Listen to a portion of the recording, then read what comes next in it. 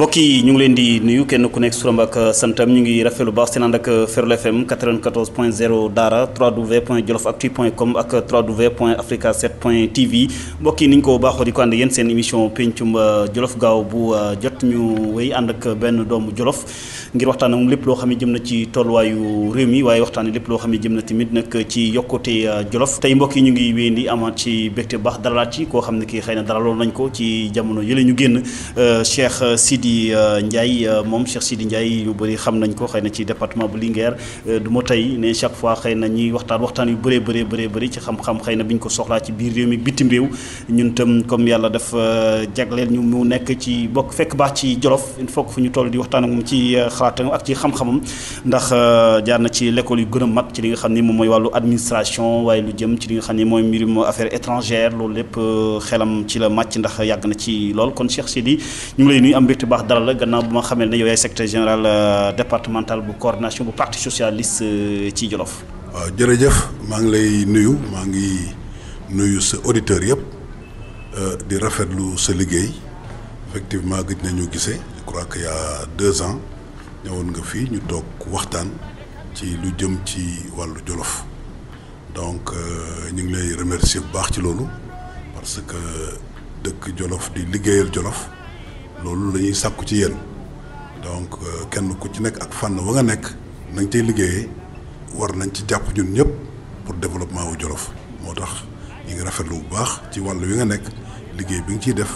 di seet doomu Jolof fépp fu mu nekk waxtaan ak moom laaj ko xalaatam ci Jolof laaj ko li nga xam ne lii moo war ci biir Jolof gi yëpp ñu war ko def pour suqali ñi nga xam ne ñooy population Jolof yi. justement xam naa ne comme ni ma ko waxee rek ñu doon topp am na lu bëri loo xam ne xam nañ ko ci yow mais li leer boor mooy jaar nga ci li nga xam ne lii moom mooy école nationale d'administration bu Paris gannaaw bi nga jàngee fi nga xam ne fii moom mooy Daara jaar nga tamit ci Égypte Arabie Saoudite jaar nga tamit ci Suisse lu jëm ci mbirum consulat yi tamit doon nga ci nekk alors jaar nga ci li ma ko waxee woon Daara Tivaouane jaar nga fi nga xam ne moom mooy Thiès tamit laata ngay fi nga xam ne fii moom mooy école nationale administration série B lépp lu jëm ci mbirum chancelier des affaires étrangères alors mbirum affaires étrangères donc lu neex Cheikh Sidi Ndiaye la. waaw affaires étrangères moom mooy comme ni ñu koy waxee sunu kër parce que bi ñu génnee école foofu lañ ñu affecté donc xamuñu lu dul affaires étrangères il est vrai que fonctionnaire lañu war nañoo mën a servir n'importe où mais yàlla dafa def ñun ñu tànnoon mbirum diplomatie. moo tax te diplomatie amul fenn fudul ci ministère des affaires étrangères wala bitim réew moo waral li nga wax ni léegi nga wax ko dëkk yi nga xam ne jot nañ ko def mais door a génn donc ñëw affaires étrangères da nga fay def ab diir lu toll ci ñaari at wala ci ñetti at ñu doog la yóbbu ci ambassade yi buñ la yóbboo ci ambassade yi nga liggéey fa boo defee foofu aussi ñeenti at wala juróomi at nga dellu siwaat fii ci biir portion centrale bi mooy ministère des affaires étrangères liggéeyaat fa gën a amaat yokkaat sa xam-xam doo ko mën a génnaat ci loolu laa defee Égypte ci laa defee Arabie Saoudite ci laa defee Suisse ci laa defee Corée donc mooy ñeenti dëkk yi nga xam ne yi daanaka liggéey naa fa. parce que bi ma defee fii le cycle B comme tu dis de l'école nationale d'administration da ngay nekk fonction comme ni ñu koy faral di wax di bind di jox ñuy signer. ba nga mën a toll fenn fu nga xam ne nag da ngay joxe ñuy bind ngay signer loolu mooy mbirum fonctionnaire fii nag affaires étrangères mbirum bitim réew lañ fay liggéey loolu moo tax bi ma defee pratiquement ñetti dëkk dellu siwaat fii bi ma dellu siwaatee moo am fii examen pour def école nationale d'administration de Paris xam nga école bu mag la ñu def examen bi fii ci ambassade de France lañ ko defee waaye école bi seen bopp ñooy ñëw def recrutement yi ci laa demee formation foofu 1 an et demi à l'école nationale d'administration nga xam ne boo demee foofu pratiquement da ngay dem ci préfecture yu bëri da ngay dem primature ba foofu da nga fa liggéey même présidence de la République da nga fa dem au Sénat da nga fa dem à l'Assemblée nationale donc yooyu yëpp dañuy formater ay fonctionnaires pour gën leen a dëgëral seen wàllu liggéey loolu donc mooy li nga xam ne lii faral nañ ko def ci mbirum njàng boo ko defee nag da nga war boo ñëwee sa biir dëkk maintenant nga traduire ko en acte ci wàllu ci biir réew mi fii boo nekkee affaires étrangères boo génnee it nga def ko pour mën a toujours def tout pour que Sénégal mën a am jàmm mën a gën a yokk ay xaritam mën a dëgëral ay digganteem ak yeneen réew yi ñu wër parce que léegi àddina bi moo tëddee noonu il faut nga am ay réew yu nga xam ne yi say xarit la ñu doon loolu tax Sénégal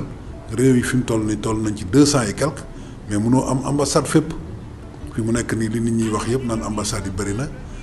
60 ambassades moo am li ci des c'était ay consulats je crois que une dizaine quelque part bon mais dëkk yëpp mënoo fa am ambassade looloo tax même dëkk yi nga xam ne dañoo ñëw fii ci Sénégal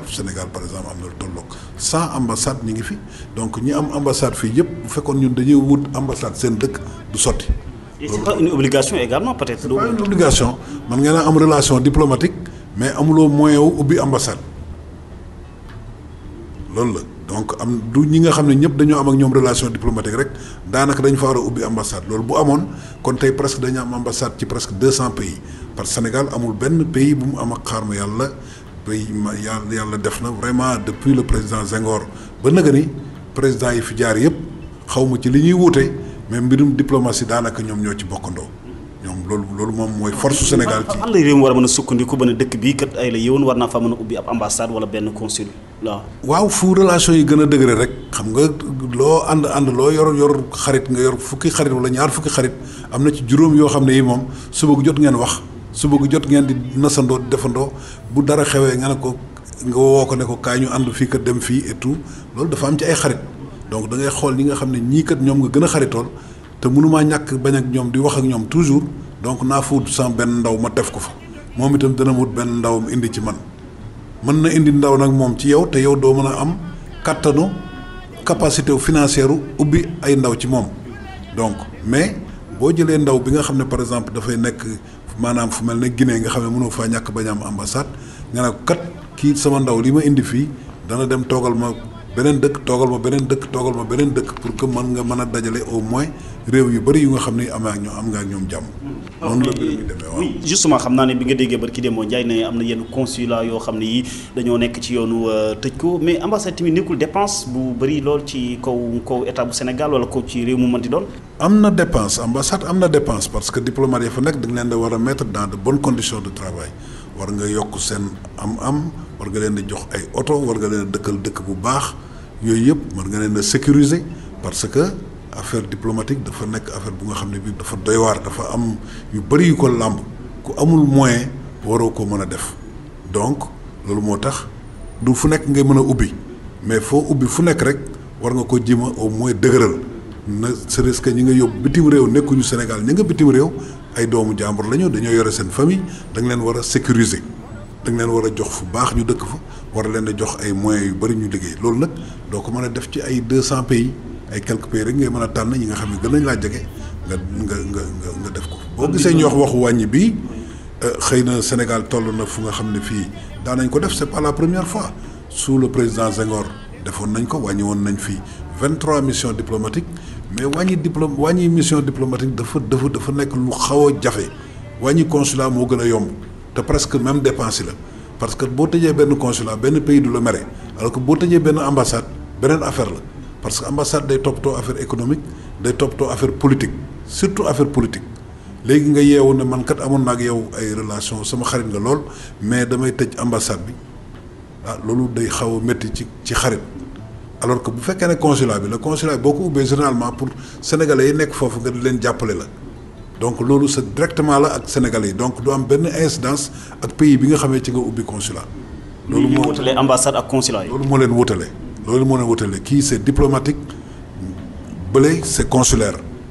donc pour jàppale directement sénégalais yi moom mooy consulat bi consulat du toppatoo affaire politique à moins que nga ubbi benn consulat ci benn dëkk boo xam ne bi amuloo fa ambassade te loolu c'est un peu rare généralement da ngay fekk nga am ambassade ba pare doo ko ubbi consulat donc loolu moo tax. alors kon ambassade mënut a mottali consulat wala consulat mën a mottali ambassade. léegi fi mu nekk nii li consulat bi daan def ci ambassade yi nga xamee par exemple dëkk bu nga xamee dafa amoon consulat ñu tëj consulat ba liggéey boobu ambassade ba koy def léegi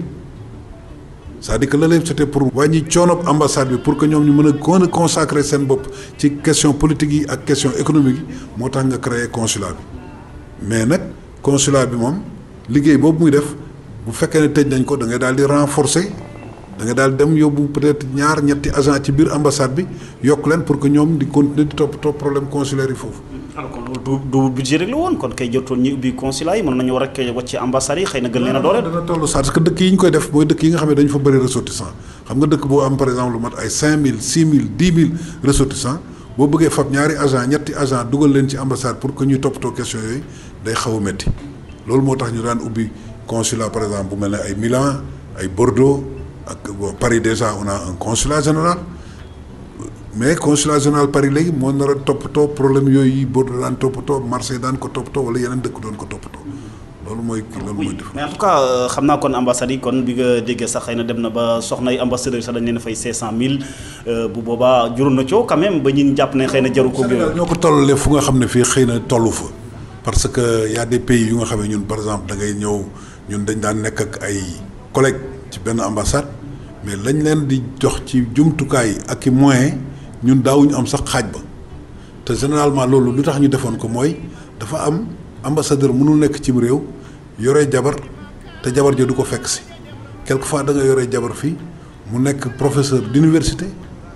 mais day obligé suivre la parce que ambassadeur nga parce que dame bi dafa am rôle bu muy jouer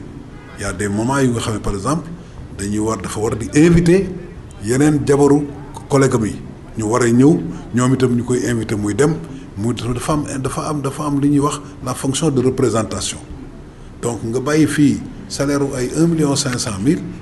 def demande pour 2 ans ou 3 ans de départ boo demee fee ñu jox la 500,000 ba léegi gagné guloo la nga doon gagné. am na ñu nga xam ne ñu par exemple dañu nekk yore woon fi banque wala nga nekk ay directeur général adjoint banque doo mën a dem parce que xëy na salaire ba foofu ay 3 millions 4 millions yu ñu lay fay fii sa jëkkër mënu la ko jox gouvernement sénégalais du la ko jox léegi nag boo amee ci jigéen ñooñu koo xam ne ki am na sacrifice u ne n'importe comment quel que soit man li may gagné damay dem kooku laaj na au moins nga am ay tuuti moyens yoo ko mën a jox loo xam ne lii. xëy waruñ ko war a mën a généraliser quand même xëy na du jabari ambassade yëpp wala soxnay ambassade yëpp ñooy professeur wala ñooy am yenn. mais seen fonction yi surtout moo gën a tax du sax peut-être compensation mais fonction yi ñuy def am na ay cadeau yu ndaw yu nga xam ne war na ko jënd pour jabaru tel ñëw na rendre ko visite et tout yooyu dafa nekk yu nga xam ne yi léeg-léeg mu voyage ñëw Sénégal fii jënd fi ay cadeau boppam ay sac wala kii de l'artisanat yóbbaale pour def ko ay cadeau ainsi de suite loolu rek la mais c'est pratiquement rien du tout par rapport ak li nga xam ne lii moom lay apporter. parce que consulat yi kon vraiment day indi dara. oui kon consulat yi vraiment yow ànd nga ci ñu wàññi ko wala ñu tëj yëpp. remplacer ko pour dal. waaye mën nañ ko rationaliser xëy na am na yu nga xam ne buñ ne toogee fu ne France nga xam ne benn consulat général la fa amoon bon ñu xool ne Marseille ak Paris sori na ñu maintenir benn Marseille au lieu mu nekk Marseille Bordeaux Lyon ainsi de suite mën nañ maintenir par exemple benn Marseille boobu di suivre les questions des ressortissants sénégalais qui sont à Bordeaux ou bien qui sont à Lyon nga xam ne yooyu dana leen jege. mën nañ ko rationaliser mais pas ñu fermer yëpp ça risque aussi de pénaliser les Sénégalais qui sont à l'extérieur. Justement mais diplomatie sénégalaise quand même gis nga ne fi mu teg tànkam baax na wala yaakaar nga ne war nañ ko gën a xoolaat. waaw comme ni ma la ko waxee rek xam nga cette diplomatie là mi ngi commencé sous le règne du président Senghor ba ci Abdou Diouf ba ci Abdoulaye Wade ba ci président Macky Sall boo gisee Sénégal aura bi mu am au plan extérieur foofu la tàmbalee ça veut dire que. boobu rek moo nekk pratiquement un problème consensuel au niveau de la classe politique doo dégg mukk pratiquement opposants yi ak lu ñu mënti wax politique intérieure bi moo leen di gën a intéressé ak 90%. c'est rare ñuy dugg ci domaine kii bi mais Sénégal rang bi mu amoon ba léegi mi ngi am regarde le sommet bi ñu jógee léegi G20 y avait eu que 2 présidents là-bas le président Macky Sall tout le reste c'est les grands de ce monde ñoom ñoo fa nekkoon. donc ça veut dire que diplomatie Sénégal ba léegi am na fu nga xam ne fii foofu la nekk te jógewu fa te loolu li ko waral mooy li ma la wax léegi continuité bi ci am kenn ku nekk bu ñëwee da nga daal di ñëw jël sa wàll continuer li nga xam ne loolu la fi sa morom bàyyi woon. waaw justement Cheikh Sidi laata may génn ci li nga xam ne mooy mbirum diplôme wala ci Afrique ak li muy doxee dégg nga jot nañ ne li nga xam ne moom mooy monnaie unique di xànjar boo xam ne dañ ko bokk génn ci franc CFA bi léegi ñi nga xalaat xànjar boo xam ne dañ koy duppee ECO fii ak 2020 ndax gis nga ne réew Afrique war nañu mën a fent seen xànjar bopp duppee ko ECO ban jeexante la nar a am. woy loolu d'accord naa ci bu baax a baax li nga wax ni li ma gëm mooy war nañoo mën a fent sunu xànjaru bopp mais. li baaxul mooy kenn ku nekk bëgg a wut sa xànjaru bopp man li ma gëm mooy li nga xam ne moom la CEDEAO def depuis maintenant 5 ans 6 ans ñu nekk di ci travailler bés bu ñu ci aboutiré ba d'accord ci mu ne CFA déjà am nañ benn entité CFA boobu déjà problème am bëriwul beneen entité bi ñuy créé ci biir CEDEAO mooy bi nga xam ne mooy jël pays anglophone yi nga xam ne ñoom ñëpp kenn ku ci nekk dafa yore sa monnaie bopp donc mooy ay Libéria Sierra Leone Ghana Nigéria Gambie ñooñu dañuy wut seen monnaie bopp téye ko pendant un certain temps ba mu dëgër moom boobu ñu doo ko boole boobu nag ak bu CFA doo ko créer notre monnaie unique kooku moi je suis totalement d'accord ci loolu parce que li ma gëm mooy un pays bu mu bëggee développé wu il faut mu maîtriser son économie maîtriser sa économie nag mënuloo ko def te maîtriser woo sa monnaie ñaar yi lu leen ëpp solo amut mooy la monnaie et la langue. Moi j'ai fait plusieurs pays, je me suis amusé à prendre les 50 pays les plus développés du monde. Amul benn pays bu développé wu sur la base d'une langue étrangère ñëpp seen langue la ñuy je viens de Corée, c'est le coréen moom la ñuy bind moom la ñuy wax li ñuy jàng ña fa nekk ay ingénieur ngay dégg ñu créer Samsung créer LG créer Hyundai yooyu yëpp c'est parce qu'ils travaillent sur la base de leur propre langue. Corée ñu nag moom ñoo départandoo woon ñi ak seen monnaie lañ yore seen monnaie bopp lañ yore en 1960 on était au même niveau de développement léegi dem nañ seen yoon c'est la 14e puissance mondiale économique sans ressources naturelles ça c'est bon à préciser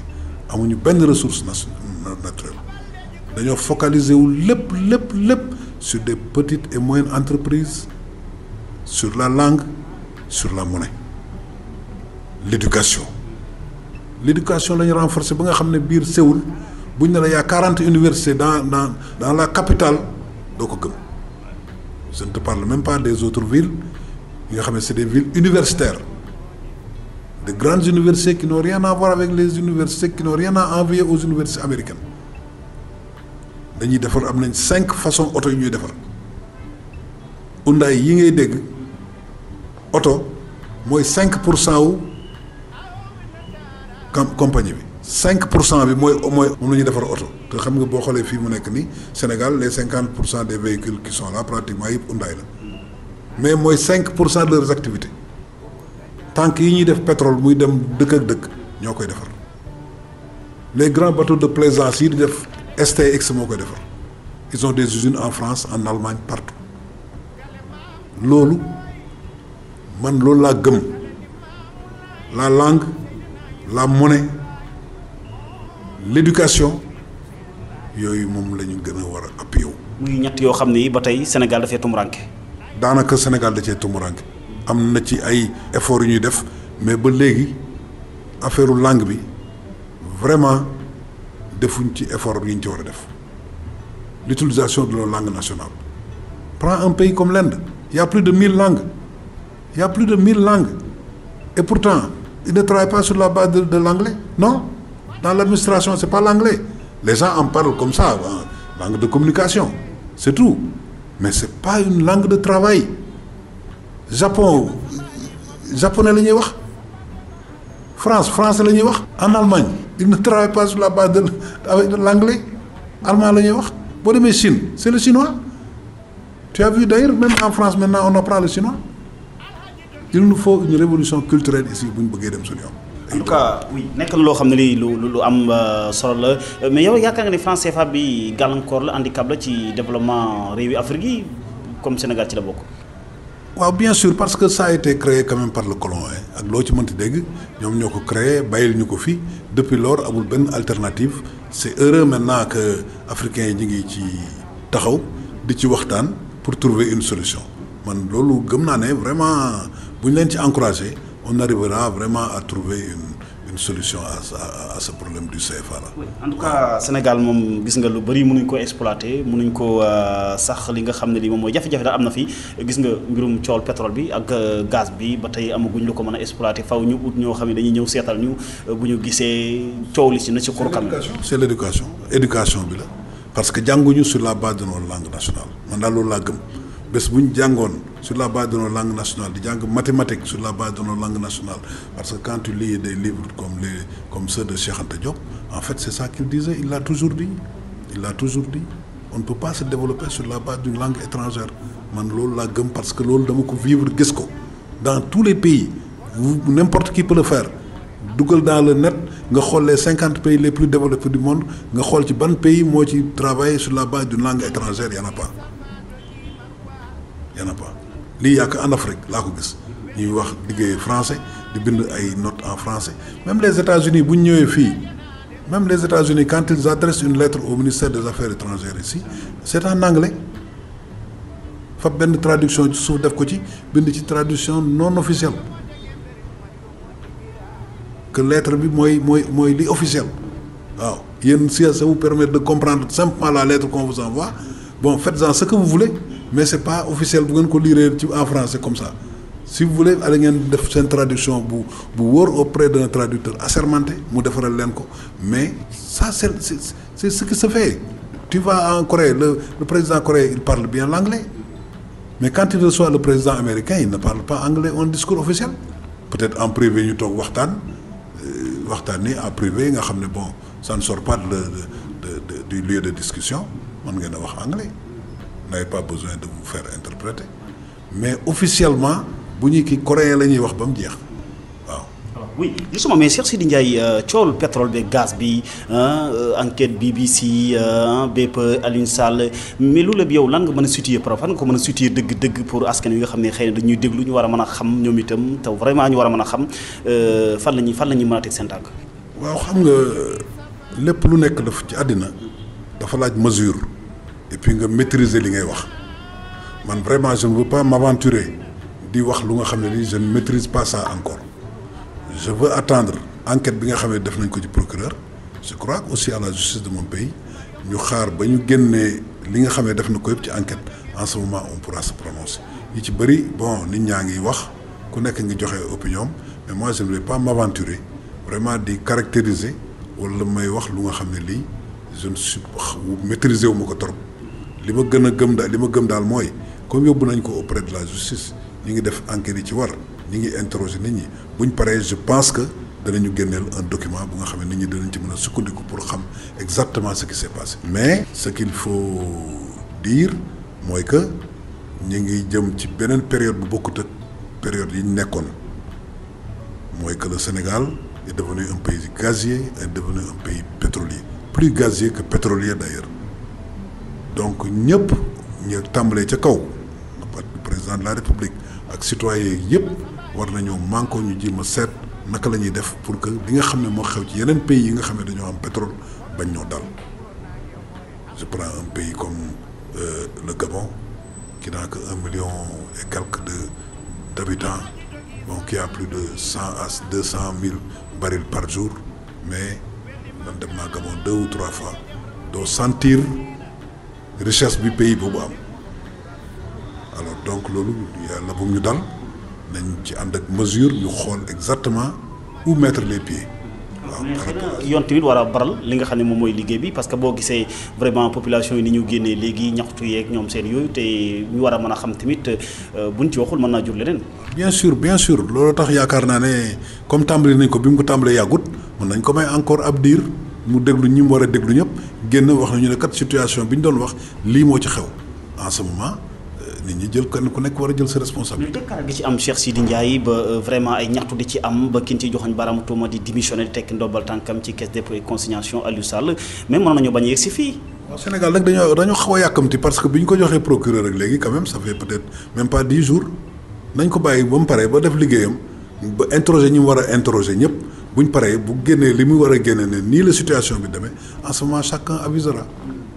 mais yaakaar nga ne vraiment contrat yi Abdoulaye Wade moo signé woon xëy na kii ñëw wéyale ko yooyu tamit bon day dem ba si yàgg mais personne lambda. liñ ci xam rek laa ci xam comme tout le monde bon ku nekk ngi wax avant lañ ko signé après lañ ko signé moi je préfère ñu xaar ba rapport bi génn procureur mu ne voilà la situation. c'est pas un débat politique loo xam ne peut-être mënuñ ko politiciser. débat politique bu nekkee bu débat politique day yàq suñu liggéey day yàq suñu alal waaw. nañ ko jéem a seet naka lañ koy canaliser tout ça ba nga xam ne danañ mën a aboutir ci ay conclusions yu nga xam ne dana permettre sunu réew mën a jëm ca kanam ak ressources yu bees yi nga xam ne am na ko. alors justement Cheikh Sidy Ndiaye mbokk yi ngeen di déglu seen émission pencum Jolof ci Ferlo FM Jolof Actu ak Africa 7 point TV mais li ñu wax mooy candidat malheureux nga ci li nga xam ne mooy élection locale yu ñu génn ñu ngi waajal ay élection barki Demba Ndiaye gis nga jëwriñ ji nga xam ne mooy Aly Ngouille Ndiaye wax na li nga xam ne moom mooy mbirum caution bi alors entre temps bi nga xam ne bi participé nga xëy na waa Daara joxuñ la seen baat ndax ba tey da ngay bay waat sa xel ci Daara ba tey. oh non fi mu nekk nii ca dëgg-dëgg nekkatuma ci dynamique gu def ay compétition pour jël la mairie franchement je suis pas. lu ko waral nekkatuma ci dynamique boobu. découragé wala ñin ñoo ànd ak. pas découragé je suis dans une coalition bu dee respecter li nga xam ne lii moom la ñuy décider ci au niveau de la coalition. mais élection locale quand même la ñuy waxtaanee. pour les élections locales de toutes les façons li ma la bëgg a wax mooy que du ma dem def liste parallèle avec l'opposition pour contre le Benno Bokk Yaakaar ça je ne suis pas prêt. mais ndax du am ñëgg-ñëgg xol xëy na li nga jàng ak li nga xam ak li nga dox vraiment bëgg a ñëw bëgg ko bokk ak saw askan xëy na ci jiite wan sa carnet d'adresse tout ça ba tey askan wi xamaguñ dëgg kan mooy Cheikh Sidy Ndiaye parce que ça fait mal. oh non peut-être que bon noonu la ñu gisee rek moi j'avais ma volonté ak samay li ma xam ci wàllu politique de décentralisation li ma xam ci développement local bëggoon ko mettre à leur service bon mais maintenant je commence quand même je suis plus jeune bon bëggatuma daal di dugg ci ay compétition je suis prêt nag à toujours collaborer avec les gens pour voir les moyens les meilleurs pour ñu jéem a développer suñu gox réfléchir ci la cohérence territoriale l'intercommunalité les politiques de coopération décentralisée yooyu yëpp am na yu bëri yu ma ci xam yu nga xam ne yi ça pourrait permettre à Daara mu kii y a beaucoup qui agité idée wu def Daara département d'autres pensent que Daara dañ ko xaw a tëj c'est un constat d'ailleurs parce que Daara au nord il y a le village de Thiamène à l'ouest il y a toujours le village de Thiamène au sud c'est l'élevage qui dépend de Thiamène toujours à l'est c'est vers Ndogonu Ndogonu fait partie de Thiamène donc Thiamène dafa nëbb Daara daf ko wër et ça nag il faut une réelle politique d'intercommunalité. mën nañu ko corriger nga yaakaar ni. mën nañu ko corriger l'intercommunalité mën na ko corriger bon la cohérence territoriale qui est un des piliers également de l'acte 3 de la décentralisation mën na ko corriger la départementalisation mën na ko corriger mais tout ça ça mérite réflexion d'ensemble bu nga xam ne ñun waa département bi yëpp ñooy toog waxtaane ko pour seet parce que nit ñi xalaat moi je ne pense pas à ce que ñu mën a def un département de Daara qui pourrait isoler Linguère ça c'est pas bon du tout dañu war a def bu ñu ko doon def Daara département yi dañu war a def quelque chose de cohérent bu nga xam ne dana mën a am benn développement intégré entre les deux départements ainsi de suite mu am benn cohérence daal. justement ñoom par exemple le Jolof yëpp comme région donc Daara comme ñu def ko comme département. waaw mais Daara bu ñu ko defee département et Linguère est déjà le département on ne va pas enlever ça de Linguère pour donner ça à Daara ça aussi c'est pas cohérent parce que le colon à l'époque pourquoi ils avaient fait Linguère ils se sont dit que si on fait ça à Daara Linguère va mourir ñun ñëpp amuñu benn intérêt que Linguère di dee kenn amu ci intérêt. Jolof Linguère la Daara Barkédji lépp la donc buñ sañoon léppay àndandoo soqalikoo donc mën nañu continuer toute la réflexion bañ a nekk ay rivalité entre départements ñu réfléchir ensemble pour jéem a seet même s'il y a si c'est deux départements yooyu mën a nekk ñu mën a intégrer seen bopp ñu mën a nekk un développement global de tout le département mais pas ay isolement wala kii non. en tout cas bi ma lay wax ne dama lay invité Cheikh Sidy Ndiaye am na ku ne xëy na Daara li tax Cheikh Sidy mënu ko jiite ba tey dafa yàgg àll xëy na moo tax ñi miintuñ ko sax dans le département bu baax a baax parce que ñi voté parce que ñu bëri ay jeunes la ñu miinuñ jeune expertise u Cheikh Sidy xamuñu ko ndax da ngay partagé xalaatam. waa xam nga nag mbir yu mel noonu ku nekk ak sa xalaat tu vois mënuma dugg ci xalaat yëpp ça c'est possible xëy na li ma yàgg bitim réew et tout ça mais quand même bon j'ai un parti politique nga xam moom lay représenté foofu boo xam ne bi yàgg na ci département bi bon il est vrai que après 2000 il y a eu des problèmes parce que y a eu beaucoup de départs bon départ yooyu amoon sax ci kii man moo taxoon ma ñëw engagé wu mais en fait man politique du sama mbir trop du aw moon vocation bi aw moon intention bi ça n'a jamais été dans mon ADN bon bien que daanaa def participer à des actions politiques du temps où mon frère était là-bas di fa def politique Bassirou Ndiaye donc doon nañ ñëw de temps à autre di ko jàppale en tant que parent mais dugaluma woon sama loxo trop ci biir mais bi défaite bi amee am beaucoup de départ c'est en ce moment que la décidé pour ñëw dugg ci biir politique bi. mais justement xam nga bi nga koy jël te du yomb mbaa du ñu ne sax xëy na Cheikh Sidy Ndiaye dafa mujjee puso bi mu réer parce que temps Djibo Ka ñoom dem si yàlla ak ñeneen boobu le parti bi socialiste ci dans le département dans la région de Louga gënoon a animé instant bii nii wopp. nag ñoom ñu ngi woon au pouvoir xam nga pouvoir ak opposition du benn Djibo Ka à l'époque ba mu fay nekk moom mook Daouda Sow c'était au pouvoir et puis tout puissant parce que d'abord c'était le seul département où il y avait 2 ministres pratiquement bon foofu xam nga ay Magatte Lô ñoo fa nekk ñoom Daouda Sow Djibo Ka ministre socialiste ça c'est d'éminents socialistes yu nga xam ne yi amoon ancrage ci territoire bi bon mais yëpp c'est pendant qu'ils étaient au pouvoir bi ñu jógee ci pouvoir bi loolu dafay jafe boobu ñoom ñi ci des yëpp tous les responsables yi ñu yoroon foofu au niveau local dañoo demoon ci PDS bon je venais d'arriver avec les jeunes et ceux qui voulaient rester avec nous ñoo fa desoon pour que ñu continuer liggéey ak ñoom ça n'a pas été facile mais ba léegi on a nos 19 sections on vend nos cartes et on fait le travail à la base ñu ngi tenir suñu réunion de coordination di ko def ni ñu ko war a defee mais nag mënul nekk comme du temps des Djibo des Ablaye Niang des Daouda Sow et autres parce que ñoom ay kàngam lañ ñu nga xam ne à l'époque non seulement de par leur charisme propre mais ils étaient au pouvoir. ñoom Magatte Sow également ñu ngi fi ba tey. oui mais ñoom ñëpp te xam nga ils ont un peu baissé les bras depuis longtemps ils ne militent plus au parti. mais yow seetiwoo leen ñu mel ni mag ñooñu pour ñëw waxtaan ak ñoom xool. waaw mais xam nga nit ku nekk day am ay aussi gis-gisam ak ay écho bon Magatte on a travaillé ensemble avec Daouda Sow à l'époque boobu Daouda Sow mi ngi fii ñu ngi woon au pouvoir il était là bon il était mieux placé que moi pour mën a ñëw peut-être même remplacer Daouda Sow. ah oui yow loolu nga xalaatoon. non awma ci woon xalaat parce que nekkuma woon ci parti bi je me suis dit rek que d'abord rakkam la mi ngi woon ci biir bon mënoon na par exemple ne Daouda dem na kat mais moi je reste toujours dans le parti boobu c'est pas un Cheikh Ndiaye mooy ñëw di ko fa jëlee keneen di kii même bu ma ñëwoon pour appuyer leen aussi du ma ñëw di xëccoog moom compte tenu de son vécu li mu yàggee ci parti bi ainsi de suite du ma ko def au contraire ça ferait une force pour que ñu àndandoo liggéey. bay loxo gi mu bay loxo ci parti socialiste joxeetu ci xalaatam boo xaw ndax mi ngi ci jox xalaatam ba déet loolu xëy na handicap la également. non je crois qu'il ne milite plus au parti donc quelqu'un qui ne milite plus au parti mënatul joxe xalaatam ci parti bi il ne vient plus à la maison du parti bu kenn déggatu ko fa moi je suis membre du bureau politique on l'a jamais vu musuma ko dégg depuis le départ depuis que le parti a quitté le pouvoir dégguma ko benn yoon. on s'appelle nag on se voit parfois dana toog di yàgg duñ déggante mais. bi ñuy tuddee notifié wu leen exactement lan moo tax. non franchement on n'a jamais parlé de politique moom depuis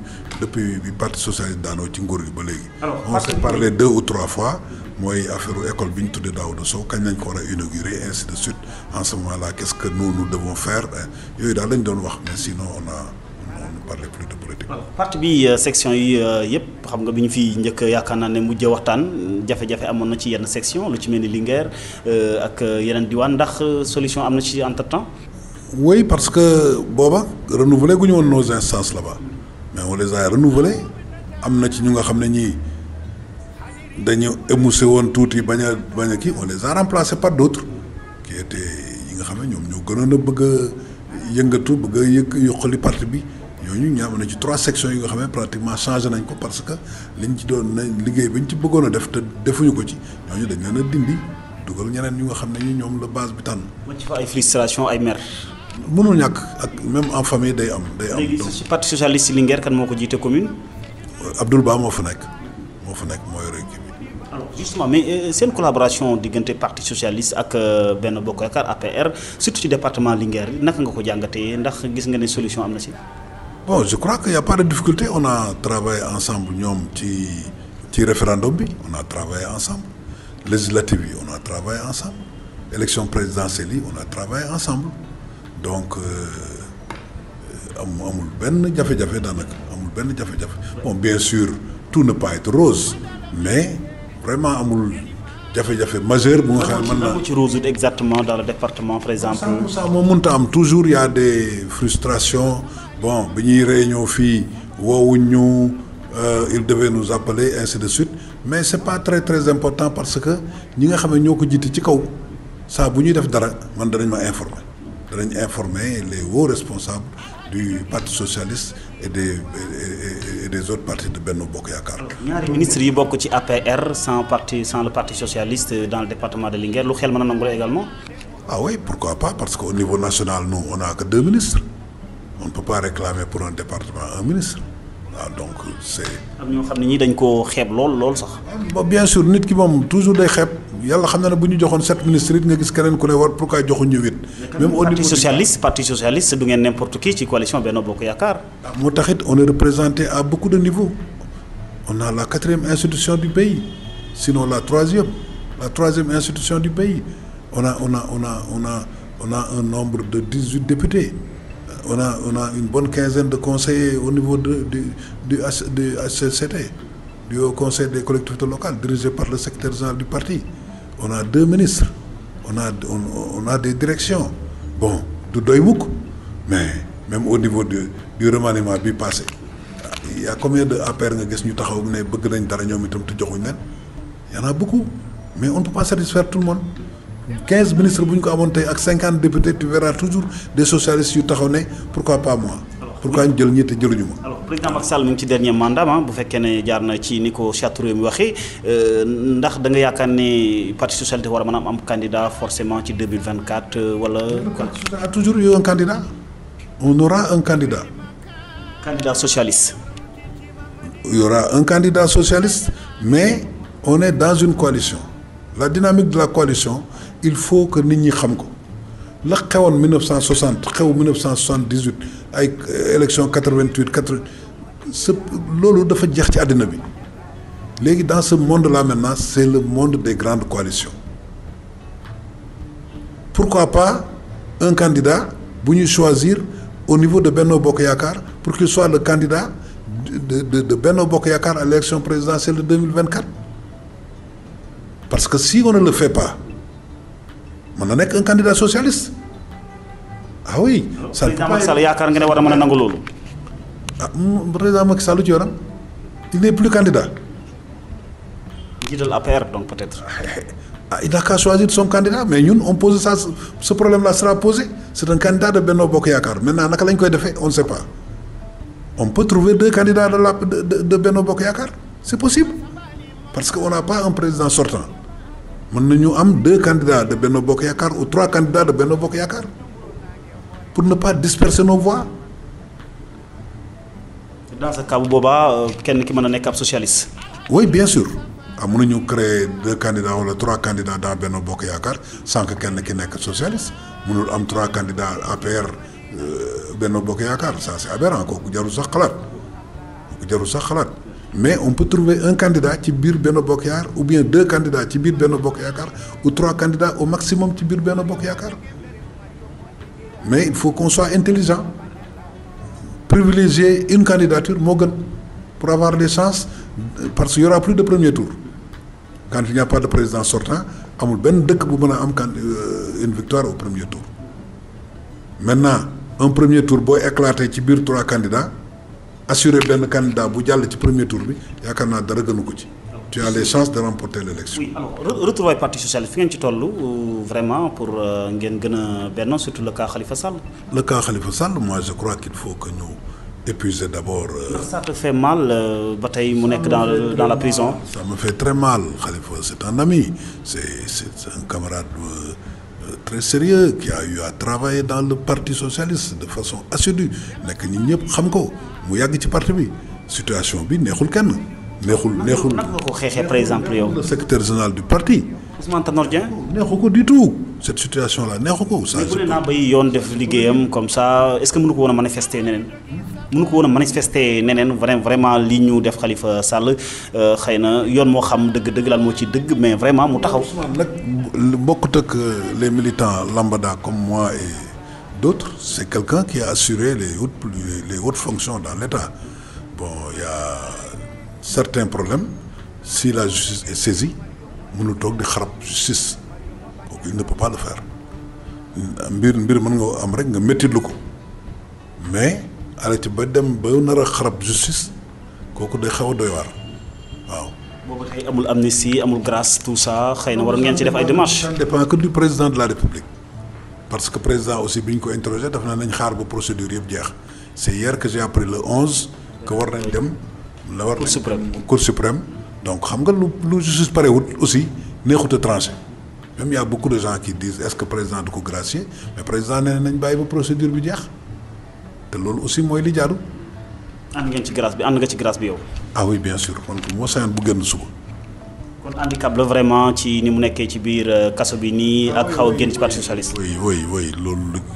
lu affaiblir parti bi la dëgg la lu affaiblir parti bi la parce que nit ki moom boo génnee dana am ñu ànd ak yow dem boo toogee dana am ñu ànd ak yow ñëw ainsi de suite on n'aurait pas souhaité que ñuy moom muy am ay divisions yu nga xam ne ñii dañuy génn parti bi bon parti moom additionné moo gën di soustraire mais à l'impossible ñu lee tenu bu ñu demee ba nga xam ne yoon ñëw na dox ci diggante bi aussi jël ay dogal loolu parti socialiste ci wàllu boppam mënu ci dara. justement xam naa ni juróom-benn minute moo ñu desee Cheikh Sidi Ndiaye ci émission Pencum Jolof ci Ferlo FM Jolof Actu ak Africa 7.tv alors ñu ñëwaat ci commune bi vraiment bu ñu gisee nga wax ne xalaatutoo vraiment di samp sa ndënd di nekk candidat ak yooyu dana am ñoo xam ne xëy na ñu toppoon sa gannaaw am yaakaar ba tey na xëy na lu bu yoon jeexul wax si lu jeex danañu xaw a jaaxle tuuti. non c'est-à-dire que dama nekk dans une coalition. la coalition Benno Bokk Yaakaar tey bu ñëwoon woo ma ne ma kaay nga nekk suñu tête de liste pour aller à la mairie je ne vais pas dire non mais dama ne man personnellement du ma demati toog dem di xëccoo wala may parce que je crois à la coalition nga xam ne dès le début aw ma woon perception boobu bi ma njëkkee def liste di ànd ak yeneen kii j'avais pas cette perception là mais dawal nañ quand même lu tolloo 4 ans jëm 5 ans quand même coalition bi ça s'est fortifié comme ni ma la ko waxee léegi ànd nañ demandoo ci référendum. ànd nañ demandoo législative ànd nañ demandoo présidentielle bu ñuy dem ci élection aussi ñooy ànd vraiment lu parti bi décidé nag lu coalition bi décidé man ci loolu laay ànd ak ñoom. en tout cas justement xam naa li ci yow xëy na du ci ñeneen mais gis na ñoo xam ne ñu ngi bokk ci biir APR biir coalition bi déclaré seen candidature maanaam Sall dégg nga déclaré na candidature am pour diriger la ville de Dara Samba Ndiobène Ka xëy na wax na ko indirectement bon Idrissa Samb xëy na bokkul ci mouvement am la yor mais tout ça ñoom discipline de parti kon yoruñ ko. man dama nekk dans une dynamique unitaire bëgguma xarab kenn mais bëgguma aussi ñu affaiblir. maire bi ñuy élire ma sañoon dañuy wut benn candidat ñi bokk ci Benno Bokk Yaakaar ñëpp d'accord ci benn candidat dooleel ko yóbbu ko ci maire bi ñëpp àndandoo moom liggéey mais bu fekkee ne bari na maintenant ay division kii jaar fii képp ku ñu fa nommé maire it la mu fa war a liggéey du ko mën a liggéey te loolu kan moo ciy perte population Jolof yi man nag luy pertel population Jolof ànduma ci d'accord uma ci. alors justement mais ndax am nga ñoo ci waxtaan nag pour l'instant pour ngeen waajal élection yi ci xëy na ban candidat bu baax parce que tamit ak lu leen nit mën a jàppale tamit Daara yéen a xam kan mooy candidat bu baax bu Daara. dëgg la mais waxtaanaguñ ci jotaguñ ci waxtaan je crois que bientôt ñu tàmbali waxtaan ci parce que comme architecture bi yëpp mi ngi génn ndànk-ndànk du ñàkk ñu mën noo woote réunion pour waxtaan ci lu mel noonu mais buñ ci waxtaan it comme ni ma la wax ni position bi ma la wax. du ma ko passé. mooy que ñenn ñi avancé moom ku dëkkul Daara doo jiite Daara quand même vraiment. Bon xaw ma bon ñi ñuy wax ku ci dëkkul Daara kan la bon je ne sais pas kan mais bon normalement ku dëkkul Daara doo mën a jiite Daara ça c'est vrai mais ñi ma fi dégg ñuy wax ñëpp Daara lañ dëkk. xaw ma ci kenn koo xam ne ki dëkkul Daara. oui alors justement question bi ndax yaakaar lu xel mën a nangu la 10 millions bu dee municipal 10 millions bu dee élection départementale yi. absolument je crois même que waaw je crois que daal c'est raisonnable parce que xam nga aussi di dem élection di créer ay conditions d'échec baaxul xam nga la dernière fois fu mel ne biir Daara nga dem di fa am 10 listes loolu xam nga ça c'est pas raisonnable Daara maximum 2-3 listes doy na fa mais dans l'ensemble du territoire national on avait totalisé je crois quelque chose comme plus de 2000 et quelques listes loolu jaaduwul loolu day yàq ay élection lu ko defar moo ko gën loo tax moi je suis totalement d'accord avec le parrainage aussi bien pour les législatives les présidentielles que pour les locales. kon parrainage bi ñi ko doon di nga ci présidentielles yi ne lim fi def nañ ko fi béykat yi wan ko gannaaw yu àndu ci. dañoo xam parce que en France il y a le parrainage bu France moo gën a métti bu Sénégal parrainage bu France boo amul 500 maires doo nekk candidat présidentiel. xëy na wuti nag bu bi compatriote bi la dame là kii. Ramayad elle n'a pas eu 500 maires de signature moo tax ñu recalé ko et plusieurs autres donc ay 7 candidats ñoo mujjoon en France mais loolu bu ñu defoon fii tey 15 maires 15 laa wax de 15 maires pour candidature ñëpp ñu doo gis 3 candidats à la présidence parce que il suffit que l'APR qui a pratiquement les 85% des maires disent que bu suñ benn maire signal benn candidat que nga gis benn candidature nga fi wala ñaari candidature ngay gis ci pour l'élection présidentielle alors France c'est 500 maires qu'il faut dans d'autres pays dañ lay laaj tant de députés et puis parrainage dafa musul jóg Sénégal ça a toujours existé xëy na peut-être yi ñuy wax naan indi 65 000 personnes ak yooyu yëpp ay discussion la mën nañ ko wàññi nombre bi ainsi de suite mais le principe du parrainage d'ailleurs gisuma benn parti bu ko rejeté ñëpp a ci d'accord maintenant xool les modalités pratiques de l'application xëy na loolu mooy poser peut-être problème. alors élection au niveau de Daara commune bi amoon nga ay projets yu bëri yoo xam ne yaa ngi koy doxal am na ci koo xam ne sax nee na xëy na projet yu bëri yi nga xam ni wax dëgg yàlla bëggoon nga ko indi Daara ba tey ni nga ko waroon doxalee ko ubbi nga fa benn entreprise bu ndaw mais jàpp nañ ne sax xëy na say bokk nga ko def sa mbirum business la bopp la mais pas pour Daara. ça n'a rien à voir loolu. non loolu ça n'a rien à voir loolu moom sama koom-koom bopp la kooku moom wutalu ma ko kenn laa ko wutalu. kon xam naa kon ñi doon xalaat li ni mel vraiment dëggal nga leen. il faut qu'il se tranquillise loolu moom tant que maa ngi dundit bu ma amee ay moyens dinaa ubbi foofu dara mais pour man la du pour keneen. wutalu ma ko kenn kooku moom bu kenn yaakaar ne yow laa ko wutal ça moom c'est. kenn ñu xaar nag looy ubbil Daara par exemple loola Jolof. waaw mais xam nga loolu dafay fekk nga yore les moyens administratifs de le faire par exemple moi maire je peux faire beaucoup de choses mais si tu n'es pas maire tu ne peux pas quelle que soit ta volonté. mooy sa handicap dëgg-dëgg ci ni nga bëggoon a jógee sa loxo ci biir Jolof handicap bi dëgg-dëgg mooy ne ni ko maire. oui handicap la ça c'est il faut le dire. ba ci parti socialiste sax xëy na vraiment fa nga war a mën a yegg. par exemple le Coréen que j'avais amené là-bas c'est actuellement le conseiller du président de la République ensuite c'est le principal conseiller du maire de Dewong c'est la ville universitaire bon. institut yu bëri dañ koy créer de par le monde institut bi nga xam ne par exemple ñi ngi koy def on a travaillé avec lui ci parce que bi ñu ciblé Daara ba bëgg ko fa def quand ils sont venus là-bas ñu def présentation wu Daara bi le nombre de population qu'il y a le nombre de femmes de jeunes et tout dëkk ba dañ ne fii c'est une petite ville on ne peut pas mettre ça là-bas